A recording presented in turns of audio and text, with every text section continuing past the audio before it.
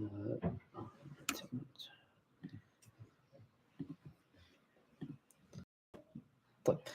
بسم الله الرحمن الرحيم. الحمد لله رب العالمين، الصلاة والسلام على أشرف الأنبياء والمرسلين نبينا محمد وعلى آله وصحبه أجمعين. Inshallah, continue with the 40 hadith of Imam Nawawi rahimahullah ta'ala. We've reached hadith number 34, coming towards we're already in the last 10 hadith. Is 42 hadith in the entire book. But inshallah, we are also going to perhaps go through the remaining hadith of Ibn Rajab, who added 8 additional hadith to make it 50. Inshallah, if we are alive and Allah grants us health and Iman, inshallah, we will continue right till the end. So, hadith number 34, forbidding evil. For if you want to join, inshallah, on Menti, one more time, 7593-5281. Hadith number 34. Let's get into the slide. طيب. So this hadith is about inkar al-munkar, forbidding the evil. عن أبي سعيد الخدري رضي الله تعالى عنه أنه قال سمعت رسول الله صلى الله عليه وسلم يقول, on the authority of Abu Sa'id al-Khudri, may Allah be pleased with him, who said, I heard the Messenger of Allah صلى الله عليه وسلم say, من رأى منكم منكرا فليغيره بيده. Whoever of you sees an evil, then let him change it with his hand. فإن لم يستطع فبلسانه. And if you cannot do so, then change it with your tongue. فإن لم يستطع فبقلبه. And if you cannot do so with your tongue, then at least with your heart. وذلك أضعف الإيمان. And that is the weakest or the minimum of your iman. رواه الإمام Muslim. This is recorded by Imam Muslim in his Sahih. طيب. First question, Abu Sa'id al-Khudri, we talked about before who he was, one of the Sab'a al-Mukathirin, one of the 7 who who related a lot of the hadith, and we know he is from the Al-Ansar. Straight into this hadith here, who is the onus upon for forbidding evil? Meaning, who is it an obligatory upon? Nabi Sallallahu Alaihi Wasallam said, "Man ra'a minkum munkaran falyughayyirhu biyadihi." Whoever of you sees an evil, then let him change it with his hand. So, who is the onus upon? So, individuals should do it if they have knowledge. Okay. So here you're mentioning a condition. But before we go into the conditions, I want you to tell me, who is it upon? Who is it upon to change the evil? From the hadith itself, Nabi Sallallahu Alaihi Wasallam says, "Man ra'a minkum munkaran falyughayyir biyadihi." Whoever of you sees an evil, whoever from amongst you sees of an evil, everyone, every single one of us. And this is why the ulama, they say, تغيير المنكر, or to change the evil, is فرض كفاية. فرض كفاية means upon who? Upon everyone. And what does فرض كفاية mean? If one person or a group of people do it, then the obligation drops off everybody else. A Muslim, every Muslim, this is upon. Everyone that sees the evil. Here's an important one. Everybody that sees the evil. Man ra'a minkum, whoever sees it himself. Meaning, not a rumor, not you going and spying on somebody else's private life, but something that is clearly in the public for you to see. Not you going and trying to find out. Allah says, وَلَا تَجَسَّسُوا. Don't go and spy on others and see what's going on. So we've got here the answers from amongst here. What we're saying, all the Muslims, man ra'a minkum, amongst you, meaning you Muslims, and whoever sees it actually is in the presence of that munkar. Meaning, if there's a munkar happening somewhere in Sheffield and I'm over here, it's not to do with me. Yeah, it's upon the people who are at the scene in Sheffield. But something's happening here in the masjid, a munkar happening right here, then it's upon all of us. And if none of us stop that munkar, then we are all sinful. Right? So is this clear, inshallah? And here, this is also an important point about what the Sharia is in general. The Sharia didn't come, it's very clear. The Sharia gives you guidelines for this life and for the next life. We know that whatever you do, وَإِن تُبْدُوا مَا فِي أَنفُسِكُمْ أَوْ تُخْفُوهُ يُحَاسِبْكُمُ اللَّهُ يُحَاسِبْكُمْ بِهِ اللَّهُ. that whatever you do, whether you do it privately or publicly, Allah is going to hold you accountable for that. But us in this world, am I accountable for what Abdullah or Isa or Ahmed goes and does in his private life? This is not to do with me. Yeah, if I find out about it, if he came and told me about it, or if I happen to find out without spying on him, it came to my knowledge, then I advise him, that's different. But it's not for me to go and I have to make sure I go now all to your houses and make sure you're all not doing this and that. That's not upon us. The Sharia here is saying that which is out in the open, that which is out for everybody to see. But moving on, what do we mean by this word munkar? Nabi Sallallahu Alaihi Wasallam said, whoever of you sees a munkar, and I've translated it as evil. But what do we mean by munkar? Because we need to know what munkar is in order to stop it. I can't just say evil. You have a different meaning to evil. I have a different meaning to evil. John on the street has a different meaning to evil. Huh? This person here has a different. What do we mean by munkar? A bad sin, wrongdoing, sins, injustice. Okay. We need something that is specific. Huh? What do you mean by the word munkar in Arabic? What does it mean? What is it the opposite of? Sorry? Wrongdoers? Yeah, wrong. So wrongdoing, this is what somebody's mentioned here. Wrongdoing, okay. Mukhalif li shar'illah, okay. We're coming close here now. Something displeasing to Allah. So here, these are the ones that I'm looking for. Things that the Sharia came to forbid. Jazakallah khair. Al-munkar ma ankarahu al-shar'. Al-munkar, that which is evil or denounced, is that which the Sharia denounces. And here, somebody put here, something displeasing to Allah. What Allah perceives to be bad. What Allah tells us is evil, that is evil. Not what me and you have. And this is the moral conundrum that the West has. Today, LGBT is accepted. 50 years ago, LGBT was not accepted. So they're constantly changing their moral boundaries. But here we say, it's not for us to do so. It is upon Allah. Allah is the one who tells us what is munkar. So this is very important, that whatever the Sharia denounces, this is what we call munkar. So more specifically, min al-muharramat, from that which is haram. So we're not talking about things that would be considered makruh. Makruh means disliked. Something that is disliked, at the end of the day, it is what? It is permissible. You don't get sin for doing something that is disliked, but you get sin for doing something that is haram. So here we're talking about munkar, something that, first of all, the Sharia tells us is haram. Secondly, it has to be from muharramat. It has to be from that which is clearly considered haram. So this is what we mean by munkar.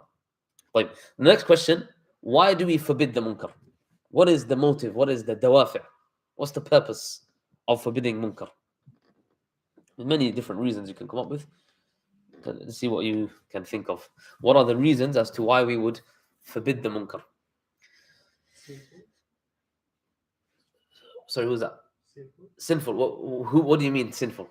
It's a good one. Somebody here said. Because if you do anything that is forbidden against this. Yeah. So I'm saying, well, why should we forbid the evil? I'm not doing the wrong. He's doing the wrong. Why should I stop it? I'm not the one who's doing the wrong. What is... You gain sins if you don't forbid evil. Okay, so if I don't stop the evil that's happening, I can stop the evil that's happening in front of me, but I don't stop it. Am I sinful? Yeah. What did Allah say about Banu Israel? كانوا لا يتناهون عن منكر فعلوا لبئس ما كانوا يفعلون. Look here what Allah says. They never used to stop the evil that was happening. لبئس ما كانوا يفعلون. What evil thing that they used to do? Well, hold on. They didn't do the sins themselves. Allah is talking about the people of knowledge in Banu Israel. They didn't do any wrong thing themselves. They didn't go and hunt on the Sabbath like the people. But Allah said, لَبِئْسَ مَا كَانُوا يَفْعَلُونَ. What evil is that they did? Who? The ones who never stopped the evil. Meaning them not stopping the evil was a sin. Them not stopping the evil was a sin. And we know that Allah punished them, punished those who from Banu Israel, those that did the sin, and who else? Those who did not stop them from doing the sin. Those who kept silent and never said anything. Allah punished both of them. Why? Because it's a form of acceptance. If I see somebody doing something wrong and I don't stop it, it's a form of Acceptance, and we're going to get into that inshallah. Let's have a look at some of the answers here that you said, because then others may be promoted to do evil. Yeah, of course. If I don't stop an evil happening and just allow it to happen in the community, more people will see as an acceptance and they'll continue to do it. If the people of knowledge and the people of authority are not stopping it, the people say, yeah, there's nothing wrong, let's just continue to do this. Who else? Of course, yeah, who else will stop it? Munkar means you said something that is displeasing to Allah, and since we worship Allah, we have to. Okay, yeah. So again, this is an important point. We are angered by that which angers Allah. The greatest aspect of Iman is what? Al-hubbu fillah wal-bughdu fillah. To love for the sake of Allah and to hate for the sake of Allah. So if Allah is angered by something, then I should also be angered by it. If Allah is pleased with something, then I should also be pleased by it. And here somebody mentioned the ayah, وَالْمُؤْمِنُونَ وَالْمُؤْمِنَاتِ بَعْضُهُمْ أَوْلِيَاءُ بَعْضٍ, that the believing men and the believing women, they are protectors and allies to one another. Why? Because they يَأْمُرُونَ بِالْمَعْرُوفِ وَيَنْهَوْنَ عَنِ الْمُنكَرِ. They call each other towards good and they forbid each other from evil. Right. And here, as subhanAllah, somebody mentioned, what's best for your brother and your sister. You want them to recognize the errors and fix for themselves. لا يؤمن أحدكم حتى يحب لأخيه ما يحب لنفسه. We did the hadith. None of you truly believes until you love for his brother what he loves for himself. You would love for your brother to go on the right way. You would love for yourself rather to go to Jannah, to be saved. And so you would want the same thing for your brother or your sister. So the society as a whole, okay, yeah. So again, all these things are very important. The society as a whole will be sinful so long as the people are not doing the inkar munkar. Here's a very important point. If the society at large is doing munkar, we can't just sit there and say, they all, and that's why Rasulullah sallallahu alaihi wasallam said, "Man qala halaka al-qawm fahuwa ahlakahum." Whoever says the people are destroyed, he is the one who destroyed them. Why? Because you've given up hope and you've not done your bit to correct society. Like, if it doesn't stop there, okay. And a few more things here just to answer. One of the greatest things that I think when we forgot is one of the khasa'is of this ummah. What Allah made special about this ummah. What is it? Kuntum khayra ummatin ukhrijat lin-nas. You are the best people who have ever come from every nation. Why? تأمرون بالمعروف وتنهون عن المنكر وتؤمنون بالله. Because you call towards good, you forbid the evil, and you believe in Allah. طيب. And also from this we can also extrapolate the hadith ad-din al-nasiha. When Rasulullah said the religion is what? In its entirety is nasiha. For who? For Allah, for his book, for his messenger. لأئمة المسلمين وعامتهم. For the leaders of the Muslims and also the general people. So if I am sincere towards them, I will stop them when I see them doing wrong. طيب. Inshallah, there's many reasons we can go through. Let's continue. Okay, now here I want you to rank the levels of forbidding evil in this hadith from the highest form to the lowest form. So here you have hating it in the heart, stopping it with the hands, seeking to change with the tongue. Put them in level of which one is the highest form of forbidding evil to the lowest form. Stopping with the hands, that's the highest form. Then what's the next? Level 2. Seeking to change it with your tongue. And the third one is hating it in the heart. And that is the lowest of Iman. Let's think about this. I mean, it's very rational. Why is the first one level 1? What's happening when you do it with your hand? Huh? Sorry? You're doing it physically. Yeah, but what's happening? Yeah, خلاص, إزالة المنكر, you've got rid of it. I come to the house and I see a guitar there, and I physically come and I break it. خلاص, I got rid of the munkar. Yeah, it's no longer there. Like, if I can't do that, if I'm unable to do that, the second level is to tongue, or even writing would be considered. If I was to stop with tongue or writing or something. Again, why is this a second level? I've not necessarily directly removed the evil, but I've at least made an attempt to do so, and I've executed what is upon me. If I'm unable to even do that, then what? What should I do? At least hate it in your heart and not want to be part of it. Yeah, that is the weakest of Iman. The first two are depending upon what? Let's see who's sharp here. What are the first two depending upon? Level 1 and level 2, depending on what? On your what? Nabi Sallallahu Alaihi Wasallam said, somebody said strength, like your فإن لم يستطع, if he is unable to, your ability. Your ability. So level 1, level 2 is based upon your ability. Level 3, do you have to have some level of ability? No, this is for everyone. Everybody should hate it in their heart. You can't see munkar happening and say, I don't have the ability to hate it in my heart. No, everybody has that ability. That's why Nabi Sallallahu Alaihi Wasallam said, that's the minimum. أضعف الإيمان. And that's why another hadith, and Nabi Sallallahu Alaihi Wasallam said that at least let him go against it with his heart. If he doesn't even do this, فليس في قلبه خردة من الإيمان, أو كما قال صلى الله عليه وسلم. That he doesn't have in his heart even a mustard seed of iman, if he doesn't even do this. طيب, moving on. When can you change the evil with your hand or your tongue? We answered this. What was the answer? When you have the ability. When can you do it with your hand? When can you do it with your hand? Can I go now and just go to Chapel Town and I see people drinking, take the bottles off them and throw it away? When you have authority. When you have authority. It's not something that, otherwise there'd be complete chaos. Imagine all of us going out on the street. Every time we see munkar, we're going to go now and we're going to stop it with the hand. There used to be people actually in Baghdad, they did this in the early generation of Muslims. They would go out on the street and they would call them Rijal al-Hisbah, the people of accountability. And they would go and they would stop people doing all types of things. You see anybody doing this, they don't care who he was. And then the Sultan, he felt like this guy was like going against my authority. So he beheaded him and he put his head in the square of Baghdad, left it there for a whole month, like to scare the people and tell them not to do this. So the ulama, they said, when you're in a Muslim country, yes, to physically stop it, this should be done by those either who is the Muslim authority or whoever he's put in charge. Yeah, like the religious police, as they call them, or whatever. But also you have a level of authority in your own place. You are the father in your home. You have a level of authority. The mother over the children, she has a level of authority to stop it with her hand. Meaning, a father comes home and he sees, for example, music is playing on at the house. He can go and he can press stop. That's stopping it with his hand. The mother sees the children fighting with each other. She can go and physically push them apart. That's stopping it with the hand. So authority doesn't necessarily always mean on a governmental level.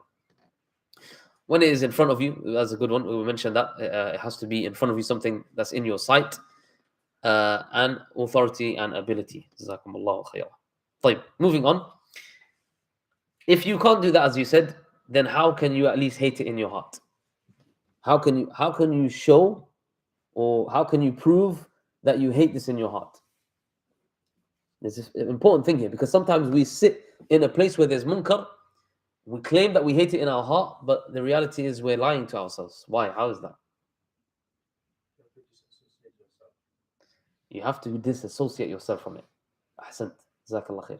There's an ayah in the Quran where Allah says, وقد نزل عليكم في الكتاب أن إذا سمعتم آيات الله يكفر بها ويستهزأ بها فلا تقعدوا معهم حتى يخوضوا في حديث غيره إنكم إذا مثلهم. Allah says that if you are sitting with the people, and commanding Rasulullah sallallahu alaihi wasallam, who's sitting with the people, and you hear the ayat of Allah, the signs of Allah, or the ayat of Allah, they're being disbelieved in, or people are making a mockery of them, فَلَا تَقْعُدُوا مَعْهُمْ, then don't sit with them. You can't say anything, you can't stop it. Get up and go. The people are sitting there and they're gossiping and backbiting somebody else. You're unable to stop them. Get up and leave if you can. فَلَا تَقْعُدُوا مَعْهُمْ, don't sit with them until they speak about another matter. إِنَّكُمْ إِذًا مِثْلُهُمْ, if you sit with them, then what? You are like them. You are like them. Even though you weren't drinking alcohol, even though you weren't backbiting, but you sitting and being in the presence and being happy with what's happening, you are also part of them. This is what the hadith is. This is what the ayah is clearly saying. And here we have another hadith. Rasulullah sallallahu alaihi wasallam said, من كان يؤمن بالله واليوم الآخر فلا يجلس على مائدة يدار فيها الخمر. أو كما قال صلى الله عليه وسلم, that whoever believes in Allah on the last day, then let him not sit at a dining table where alcohol is being served. Are you drinking the alcohol yourself? No. But you sitting there and allowing the alcohol to be served is a way of what? Acceptance. It's not a way of showing that you hate that in your heart. You're showing acceptance that is being poured in front of you, and you're sitting there and you're not doing anything. طيب. So again, yeah, we've got some good answers here. Not to go to that place again. You went to a place, so you're not sitting with those people again. You distance yourself from them. You go away from the site. You stay away from it. So these are all the answers that we're looking for. See that person less often, perhaps they will get the message. Yeah, if it means that you have to boycott a person, if it's come to that level where you have to boycott them because you've told them, you would advise them, and they're not willing to listen to you, then you have to boycott them. You leave them for a couple of days, obviously not more than 3 days. So I'm not going to meet you again because until you change your ways. Yeah. And of course, you have to not join or participate in it. This is a given. Not to join or participate in the munkar that is happening. Not to be friends with them. Of course, al-mar'u ala dini khalilih. The man is upon the religion of his friend. If you're sitting with people that are constantly involved in munkar, you eventually will do that. And I've seen this. Wallah, I've seen people that, mashallah, they were very careful with how they speak. They didn't used to talk about other people. They sat with people that constantly gossiping and gossiping. Eventually, he becomes somebody that starts to do ghiba himself. Right. How the evil should be stopped. And here the ulama, they mention 4 to 5 things that should be taken into consideration when you're stopping the evil. Number 1, at-taqwa. Number 1 is to have taqwa. When you're stopping the evil, you need to have taqwa. Why? Because إِنَّمَا يَتَقَبَّلُ اللَّهُ مِنَ الْمُتَّقِينَ. You're stopping this evil for the sake of Allah, not for the sake of yourself. So have taqwa first of all, so that Allah will accept from you this stopping of the evil. And this also enters in there, not to have riya. It might look good for you to, in a big gathering, somebody's doing something haram and you say, hey, you, ittaqillah, fear Allah. And then everybody says, mashallah, look at this guy, and this is a test for the one who's doing that. It doesn't mean he stops, he continues to stop the evil, but he needs to regulate his intentions. So at-taqwa here, or an-niyyah. The second thing is to have knowledge, ilm. Knowledge of what? Knowledge of the evil. Number 1, you need to know what you are about to say is, what you're about to stop. Is it actually a munkar? Or is it just something that you perceive it to be? Or maybe you are studying about it and it is something, there's a difference of opinion in it. For example, one example, I come in, I see somebody praying with his hands here, below his navel or something like that. And I come and I place his hands on his chest. I've seen this happen before. Place his hands on his chest and say, no, this is munkar. Is this munkar? No, there's a genuine difference of opinion. There's genuine difference of opinion of where to place the hands. So I don't go and stop or change something like that. Or for example, he's doing tahiyyat and he hasn't raised his finger. You come and he physically lift his finger up for him. Then this is not something that is changing the munkar. It's not considered munkar in the first place. So you need to have knowledge of what you're doing. Is this actually a munkar? Also, al-munkar alayh, the one who you're forbidding, you have to know his status as well. If I see somebody who is mad and he's talking nonsense and saying all types of things, I don't stop him. I try to help him out or something like that. But is he getting sin for what he's saying? No, the pen has been lifted from him. So he's not somebody that is doing. He's not sinful in that case. Likewise, somebody is eating in Ramadan and he has an illness that he can't fast. I say, oh, astaghfirullah, why are you eating for in Ramadan? He has a reason to do so. So here is not a munkar. So here is very important to understand that we know exactly what the munkar is. First of all, the act itself, is it a munkar?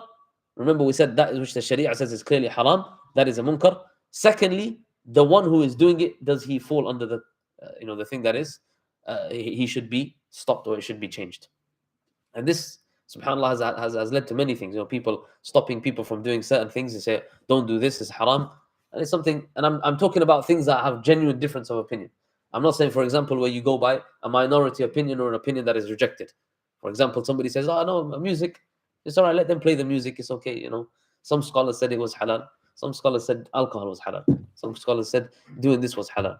We don't try to use difference of opinion in all these matters. We're talking about genuine difference of opinion. Genuine difference of opinion. Not something that is completely rejected from the consensus. طيب, moving on, inshallah. Leniency and softness. Rasulullah ﷺ said, nothing has softness inside it except that it beautifies it. And nothing has softness removed from it except that it makes it despicable and something that is not nice. So, people, when we think inkar al-munkar, stop the evil, immediately we assume what? You have to be this harsh, really strict person and make life difficult on the people. No. And you look at how Rasulullah sallallahu alaihi wasallam, how he dealt with the munkar. Majority of the times the Nabi sallallahu alaihi wasallam dealt with it in a soft way, speaking to the person in a soft tone. Even when somebody came to him asking, Ya Rasulullah, give me permission to do zina. Imagine people, subhanAllah, we don't think about this. Imagine somebody today coming to the masjid, coming to the Imam, just after he did fiery khutbah, it comes down and he says, Imam, can you give me a fatwa? I want to do zina. Imagine what people would do. But look at Rasulullah sallallahu alaihi wasallam, best of all mankind, the most pure of all mankind. Look at how he dealt with it. Some of the Sahaba were ready to fight the guy, and how can he come and say something like this, giving him dirty looks. But Rasulullah sallallahu alaihi wasallam said to him, would you be happy with this done to your mother, to your sister, to your so on? Look at how he dealt with it, alayhi salatu wasalam, in a manner that was soft and with leniency. So here, this is very important, that a person starts off with leniency and softness, not to be harsh, that people get put off and start saying, oh, you adu Allah, and you enemy of Allah, stop what you're doing. No. Do it with leniency and softness. Like having patience and wisdom. Having patience with the person that you're dealing with, and having wisdom. Why? Because sometimes it's not always the case, as we're going to go through, it's not always the case where you should forbid the evil at that time. A person is completely angry and he's doing all types of things, not the time to stop the evil at that moment. You're only going to cause the issue to go worse. Or you go to a wedding, you've been invited to a wedding, and they're starting the music and they're dancing and all this, and then you start shouting out and say, what are you doing? Fear Allah, the music going on, astaghfirullah. Who's going to listen to you in that time? Where's the wisdom there? That's why they say that when people are extremely happy or extremely angered or extremely upset, they're not going to listen to you. You excuse yourself and you go off, and then afterwards you can advise them or something like that. So you have to have wisdom when you're dealing with that. And finally, al-adl, have balance. And wallah, this is something that we all need to work on, brothers and sisters. Have balance when it comes to the munkarat that are being done. Somebody is, for example, looking at a woman that is haram for him, or somebody, for example, is smoking, and you equate that with somebody who is missing salah, or somebody who is said a statement of disbelief. Remember, we do it based on what Allah sees. Allah sees this as a major sin, we see it as a major sin. That's not to belittle. All things are haram, no doubt. All those things are haram, but there are levels of how evil they are, and you should deal with it in that way. And I don't start getting over something. Let's say, for example, a person, he's listening to music, or he's looking at things that he shouldn't be looking, and you give so much emphasis to that. But that same person, when he makes dua to the graves, you don't give it any second look. Which one Allah looks at greater?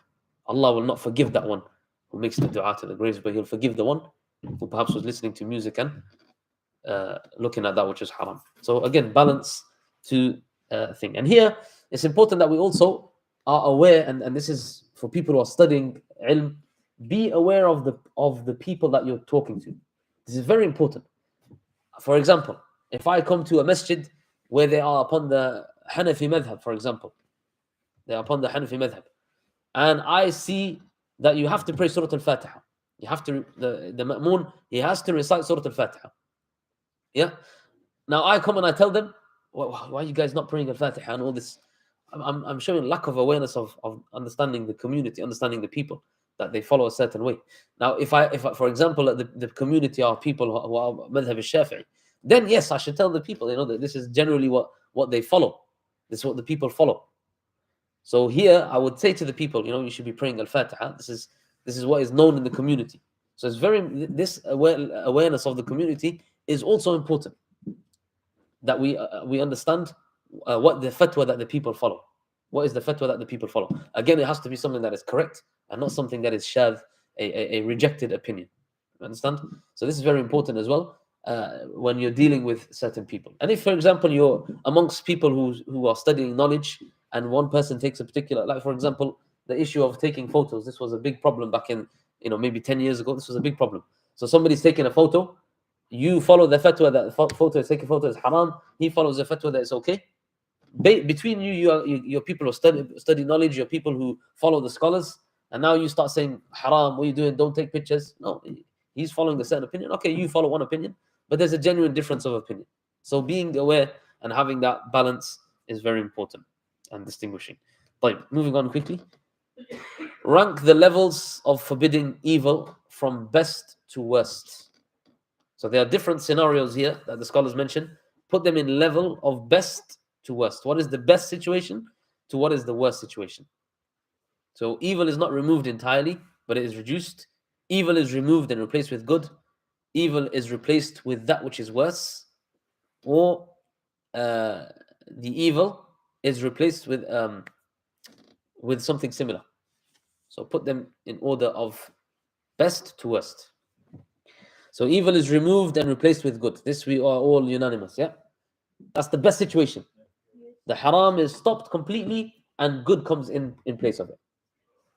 Come to the home, they're listening to music, you stop that and now they're listening to Quran or they're listening to something that is beneficial. That is the best situation. That is the best situation. But the second one, evil is not removed entirely but is reduced. Evil is not removed entirely but is reduced. So, for example, they had I'm gonna use the same example. They had the music blast on in the house. Now he's just put it in his headphones, so it's only affecting him, not the whole house. It's still evil going on, but it's reduced. It's reduced. Yeah. The third one is evil is replaced with a similar evil. It's something that was wrong, it was stopped, but now a similar evil has come in its place. And the fourth one is evil is replaced with that which is worse. You want to stop me from listening to music? I don't want to be a Muslim anymore. For example, this happens. You might say something to somebody, don't listen to music, and you keep doing it. Say, you know what? If I can't listen to music, I'm not going to be a Muslim. And this is a reality of where many people they leave Islam because they can't follow the commandments of Allah. They just want to follow their hawa. So here, these are the four levels. When it comes to the first and the second level, this is something that is an obligation. You have to try to change the evil. Getting the first and second result, that is obligation. If you entirely remove it and replace it with something good, alhamdulillah. Or you remove it slightly and reduce this evil, then that's also an obligation. If, however, you are to stop the evil and another evil was to come in place of it, then we would say here you have to make your ijtihad. You have to see what is the best. I need to look at what is the most harmful thing, what is the best thing that I can come out of this. If, however, you know stopping this evil will lead to a greater evil, then don't do it. It becomes haram here.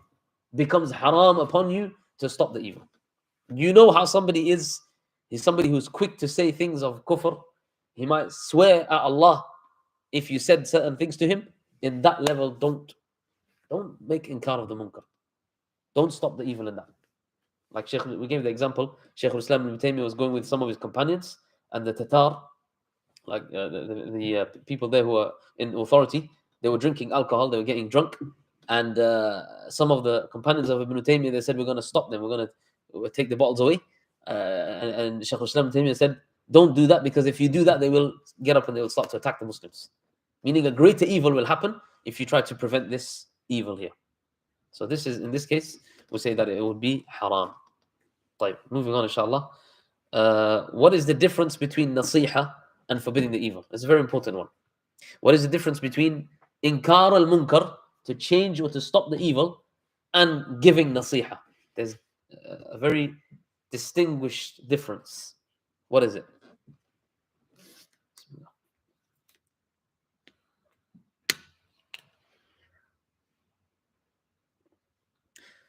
Okay, so nasiha doesn't necessarily involve sins. Good.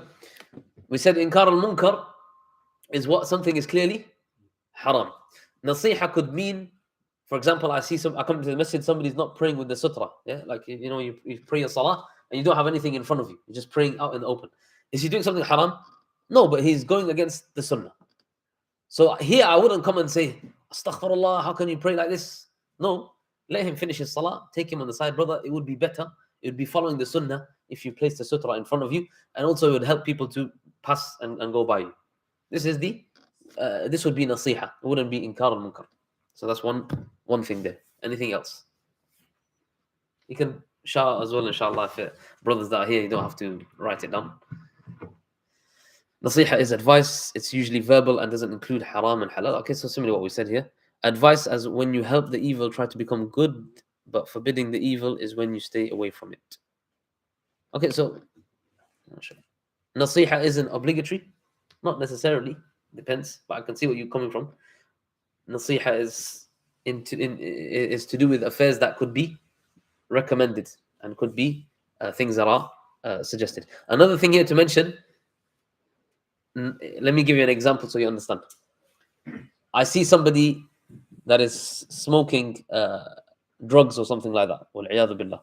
At the moment I see him, I don't say anything to him. The next day I see him, I speak to him and I tell him it's haram to smoke drugs and all this. What have I done? Huh? Nasiha? What have I done? Inkar al-munkar. Nasiha. I've done nasiha. Why? Because I didn't stop it at the time. Stopping at the time is inkar al-munkar. Man ra'a minkum munkaran at that moment. But if I tell him afterwards, it's become nasiha. It's become nasiha. You understand? So that's something that has done in hal. Also, nasiha, we have certain recommendations. Try to do it in privately. For example, if somebody is saying something and then you take him to the side, speak to him in private, and so on. But inkar al-munkar sometimes need to be done public. You need to stop it in public. Somebody's talking in public, speaking nonsense, you need to stop him. Somebody's harming other people, you need to stop him. Yeah, so this is the difference. And nasiha is a reminder. طيب, let's move on, inshallah. That's what we'll finish there. If you have any questions, سبحانك اللهم وبحمدك أشهد أن لا إله إلا أنت أستغفرك وأتوب إليك. Any questions? I'll leave it open, inshallah. Are there any questions about this topic? We took quite a lot. I know we took quite a lot of things in this.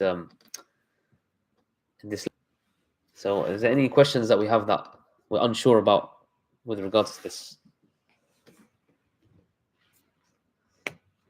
Well, we covered everything. Bismillah. Let's see if there are any questions. Okay, alhamdulillah, no questions. طيب, inshallah, we'll finish there then. سبحانك اللهم وبحمدك أشهد أن لا إله إلا أنت أستغفرك وأتوب إليك.